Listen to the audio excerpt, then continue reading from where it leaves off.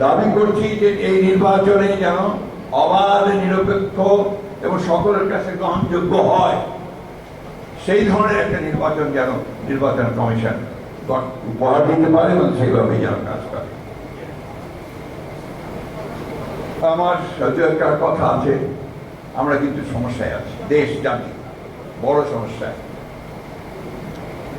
যুক্তরাষ্ট্র আমাদের উপরে আপনার 35% ট্যারিফ আরোপ করেছে আমাদের পণ্যের উপর।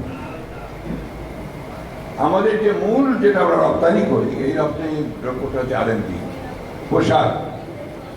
এই পোশাক শিল্পের উপরে যদি 35% ট্যারিফ আসে, তাহলে এই পোশাক শিল্প মাটিতে শুয়ে পড়বে, বুঝতে পারবে। তাতে আমাদের অর্থনীতির যে মেরুদণ্ড, সেই মেরুদণ্ডটাই ভেঙে যায়। এটা অত্যন্ত একটা সমস্যা, বড় সমস্যা। এবং আমি মনে করব যে অন্তর্বর্তীকালীন সরকার তারা কতটুকু এই ব্যাপারে মনোযোগ দিয়েছেন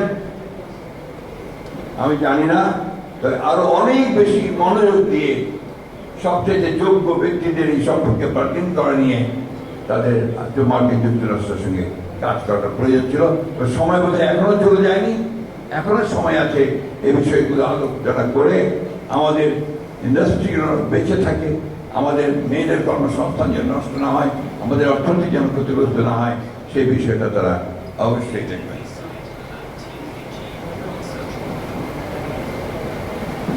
আরেকটি বিষয় সীমান্তে হত্যা এবং পুশিং, এই কথাটা আমরা ঠিক সেইভাবে বলছি না, ছোট্ট ছোট্ট করে নিউজ দিচ্ছি আপনার কোথাও।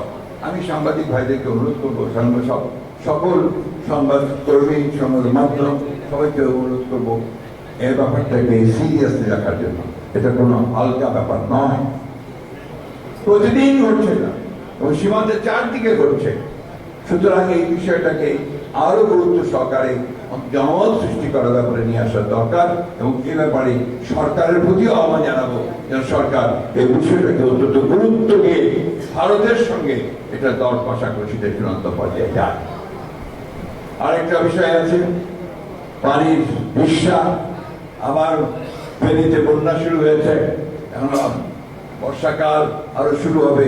এ ব্যাপারটা আমি অনুরোধ করবো তারা অত্যন্ত জোরালো ভাবে এই পানির হিস্যার ব্যাপারগুলো, পানি বন্টনের বিষয়গুলোকে তারা নিশ্চিত করে দেয়। জাতীয় ঐক্য সবচেয়ে বড় জিনিস আপনারা বলেছেন, আমরা বিশ্বাস করি সবচেয়ে বড় জাতীয় ঐক্য তৈরি করা দরকার। জাতীয় ঐক্য কোন জায়গায় হবে? জাতীয় ঐক্য হবে আমার গণতান্ত্রিক অধিকারকে রক্ষা করার ক্ষেত্রে।